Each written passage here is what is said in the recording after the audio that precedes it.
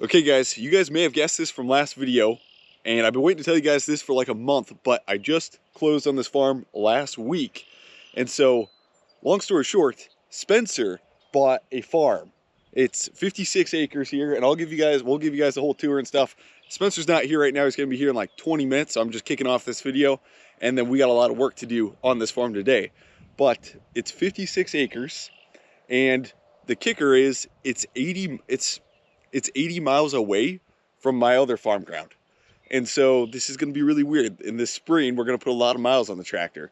And I don't think we'll harvest it this fall, but this spring we are going to get this thing planted, and I'm going to drive the tractor up here and we're going to plant this farm. So how it works is Spencer bought this farm at auction technically. I purchased it for like a month because he's doing a beginner farmer loan buying this farm, and the beginner farmer loan is definitely the way to go. So I bought it for like a month because he had to get closed on it. So it's in my name for like a month, and then a month later I'm selling Spencer the farm on a beginner farmer loan.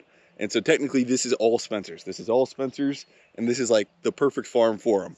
So it's 56 acres. We bought it on Spencer bought it on auction, and you can see like there's a lot of trees behind here, and there's going to be 50 tillable acres once he's done with it. There's probably not going to be a tree in sight once he's done with it, honestly. But right now there's like 25 acres of CRP that expired a couple years ago, has been done nothing with, and it's kind of in trees and stuff. And we're going to turn this all into farm ground. All of it's going to be farmable, and we're going to try and farm this spring. Like, we're going to look back there, and corn is going to be back there this spring, is the goal. I don't know if it's going to be good corn. We're probably not going to get a good stand, but we're going to give it a shot. We're going to try. And then if you look back there, there's a John Deere 4020. That is the 4020. I think, but my timeline's off and stuff because this video is coming out before we did some work and stuff like that. But that's the 4020 Spencer bought, like, it would have been last video.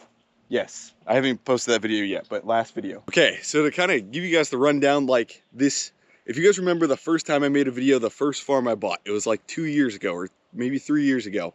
That was kind of like, you're starting off the whole journey, kind of like you're starting off the farming journey and you're explaining your story. Well, this is more of, this will kind of go down as this will kind of go down as like, we'll look back at this in 20 years and this is the transition point for the farm, for the farming operation. First of all, Spencer bought his first farm, and second, I described this in the first video, that over time, where I bought my farm ground was kind of short term, and I wasn't going to invest in a bunch of infrastructure and spend a bunch of money, even though I built a shed.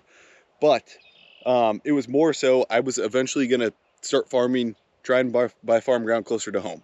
And this farm is about 25 minutes away from where me and Spencer grew up. So to say this, it's kind of tough to say this. This is crazy. This is a crazy transition. But over time, I'm going to be 1031 exchanging some of my farm ground into farm ground closer to this farm. It could be 10 miles away, it could be 2 miles away, it could be 15 miles away, but kind of in this area.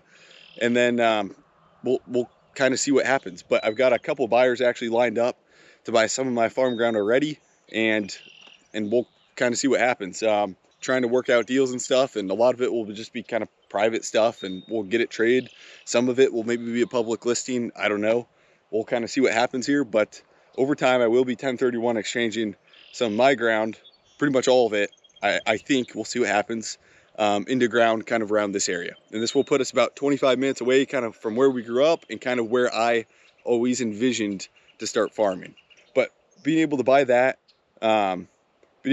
ground, kind of, yeah, long term it wasn't the best decision, but got everything locked in, fixed rate, low financing, and got some ground bought when prices weren't crazy high at the start. So this is pretty crazy. This is going to allow us to, this is one thing I was running into, is keep in mind, when I first started farming, I knew nothing, and I still don't know much at all. Like I don't know much at all. But when I first started, I didn't know what some of the better investments were in farm ground. I didn't know, like, I'm trying to say this.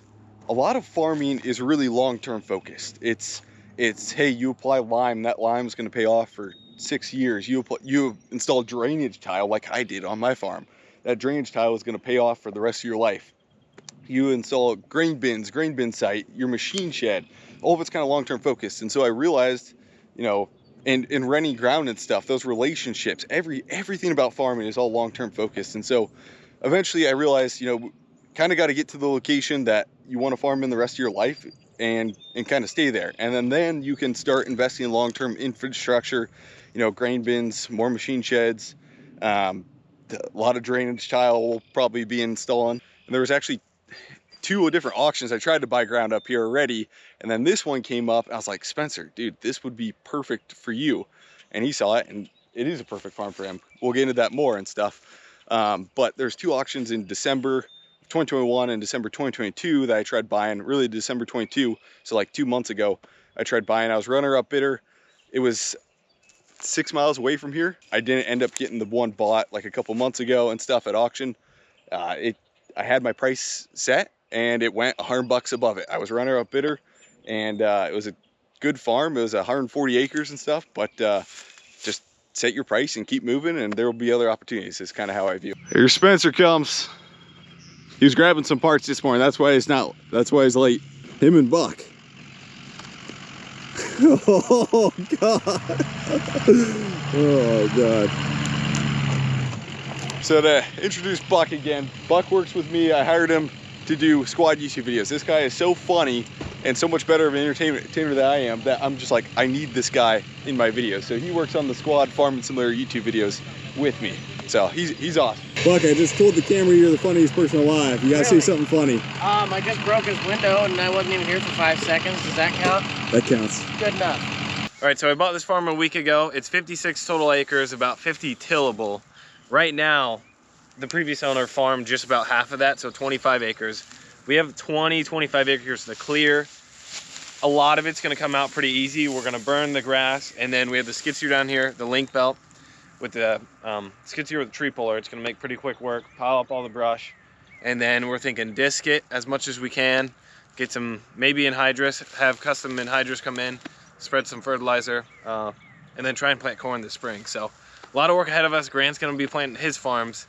And this farm is 30 minutes away from where we live, Grant and I live.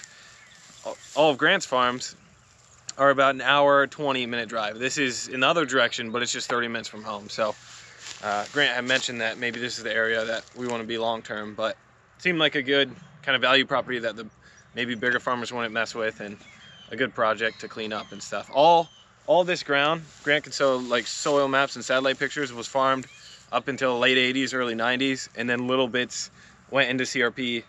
And then my understanding is some volunteer trees grew up and CRP expired, and then they couldn't go back into it without ripping out the trees, and they didn't. So yeah, I think it's been kind of like a hunting oasis, but all around here is farmland. It's just kind of a creek runs through it, 3 different sections. We're on 12 acres on the west. To the east is 6 acres there, and then south of the east piece is like 30.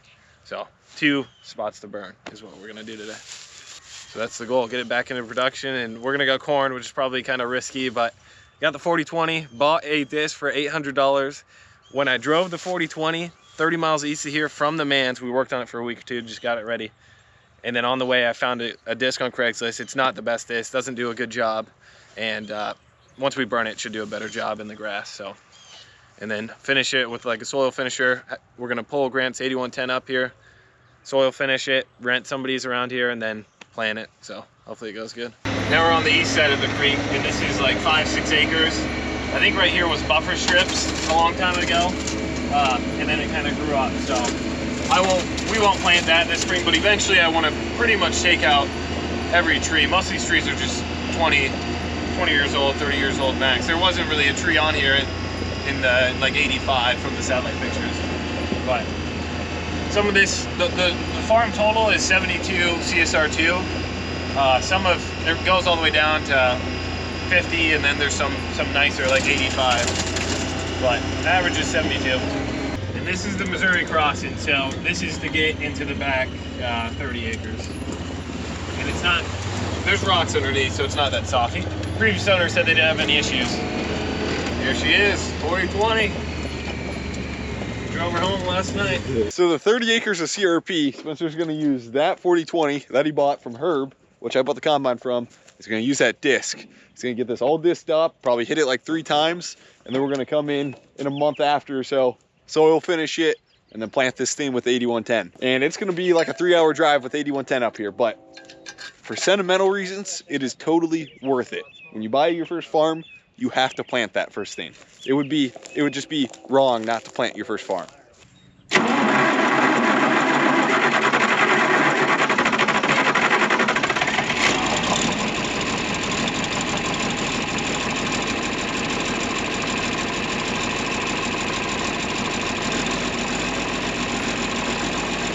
Now we're on the south 30 acres. Railroad borders to the east there. And we already disced it. This is one pass with the disc. It does a lot better job, obviously, in the soybeans. It's softer. So that's going to be our fire barrier. Look at the train! So this is the 30 acres. About 12 of it right now is in the CRP.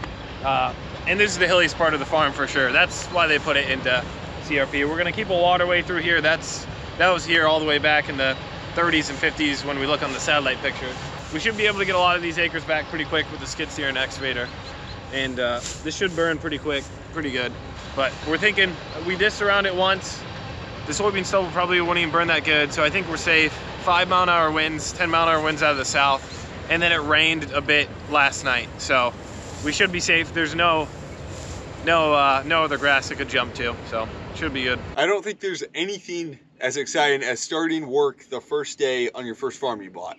I think Spencer will probably remember this day for the rest of his life, honestly. So we're gonna start burning this thing.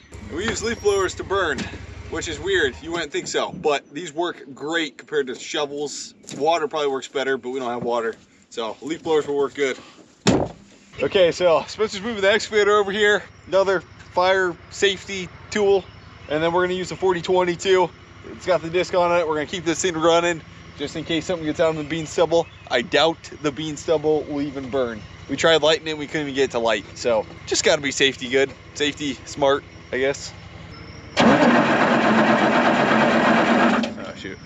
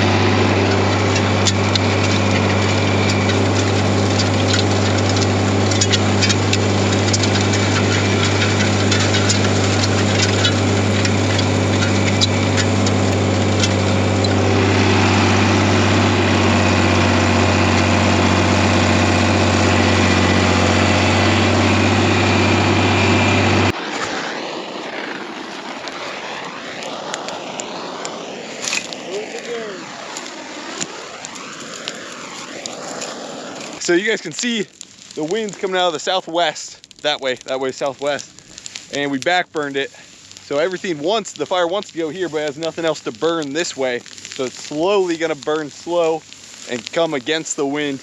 And it's safest way to burn, and it gets a really good burn. It rained just a trace according to the weather app. So a little bit of moisture, but it's probably dry by now anyway. And 8-mile-an-hour winds max, which is perfect, so. And there's green all around us. Rooster! There he goes. Buck, have you ever been pheasant hunting? No! Okay, that's like, yeah, I was gonna say. All I want to do is sit on a log. Thing that's gonna suck about this is it would be fun to have some CRP to hunt and stuff in the fall, but it's all good. This is gonna be better farming anyways. We're probably gonna see a lot of pheasant run out. I'd assume they'll make their way over there and then run out at the end once it's done. They'll have an escape path, so no animals will burn. They'll all be able to get out that way.